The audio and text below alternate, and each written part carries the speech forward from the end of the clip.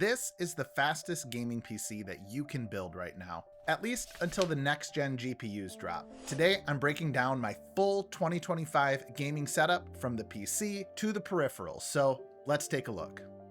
For quite a while now, my setup has had to pull double duty for both work and gaming. So when FlexiSpot reached out to send me a desk, I jumped at the opportunity. I finally have a space I can dedicate exclusively for gaming and content creation. I'll cover this desk in more detail a little later on in the video, but the heart of the setup is the PC, and it's all built inside the Cooler Master NR200, which I've nicknamed Toaster. More and more, I find that full-size and even mid-size towers feel a bit impractical with just how big they are on the desk. So the NR200 being affordable and ITX makes it a great fit for this build.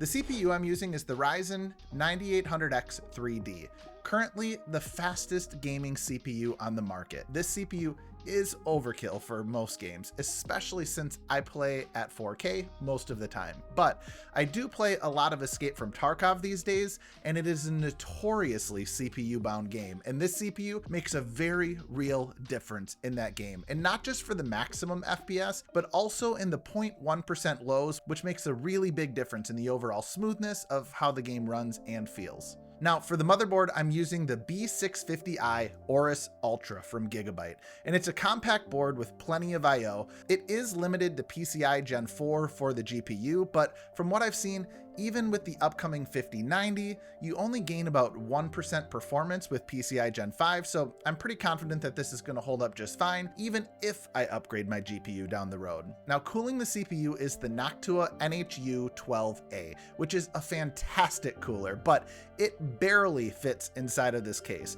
There's almost no extra space for the side panel, so we're really pushing the limits here. I've set this up to actually be an intake, pulling in fresh air from the back of the case. With small form factor builds, airflow can be pretty limited, but I found that this configuration has given me really good results.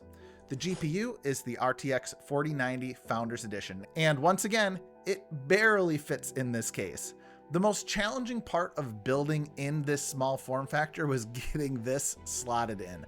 I had to angle the GPU just right to pass it through the front of the case, but once it's in, the performance is insane, and at 4K, this thing just dominates everything I throw at it. Powering all of my components is the Corsair SFX 1000 power supply. Now, this is a true SFX power supply, and up until now, you could only get 750 or 850 watt options in this specific form factor. With the upcoming 5090 requiring a 1000 watt power supply, this ensures that I'm set up for any potential future upgrades. The RAM I'm using is 32 gigabytes, 6000 megahertz CL30 Trident Z memory. And I'm not typically a fan of RGB lighting when it comes to my builds, but I set these to just a white color, and I think it kind of ties the whole look together, especially with the LEDs on the graphics card. The desk I'm using here is the E6 from FlexiSpot, and it's been really handy for my setup. It's a motorized sit-stand desk, which I find super helpful, especially when filming at my desk. Now, I've got the 60 by 24 inch version, but there are a lot of different sizes available, and this thing can lift well over 300 pounds, so no matter how chunky my setup gets, this thing should be able to handle it. Now, since the version I have is the one with the 24-inch depth, I did have to mount my monitor to the back since the stand on this monitor takes up a lot of space and gets in the way of my mouse pad and my keyboard placement. It's a small detail, but it works well for how I use this desk, and a monitor arm keeps things looking really clean. Speaking of the monitor, the display that I'm using is the PG32 UCDP from Asus, and this is a 32-inch 4K 240Hz or 480Hz dual mode OLED. I've tested quite a few different monitors over this last year, and this one is just my favorite. It does everything, and I absolutely love it. OLED really is a game changer with the perfect black levels and the instant response time, and this thing, though pricey, I think is the best that displays get at the beginning of 2025. The mouse and mousepad combination that I've been using is the Viper V3 Pro and the Lethal Gaming Gear Hyperion pad. The Viper V3 just fits my grip perfectly, and I love everything about it, from the sensor performance to the clicks and the coding. It's all S tier. As for the Hyperion pad, which is actually a collaboration with Pulsar, it's been just a perfect match for me.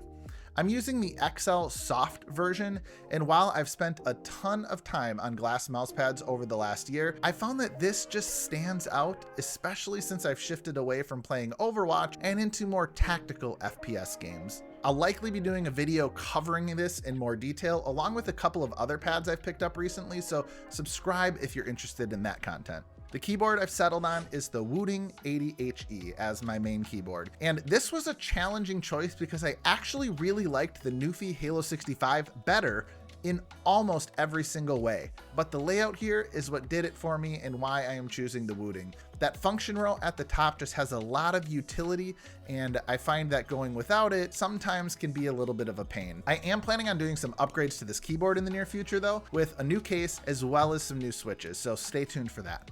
Lastly, for audio, I've been using the Arctis Nova 7 from SteelSeries for about 2.5 to 3 years now, and I don't see that changing anytime soon. I really value having a wireless connection, and the imaging and the sound stage that these provide is exceptionally good. The Sonar software gives a lot of presets for different games that make a meaningful difference, and they are just something that I never have to think about. They just work, and they work great. I do have a soundbar on the desk that I picked up, which is the Razer Leviathan V2.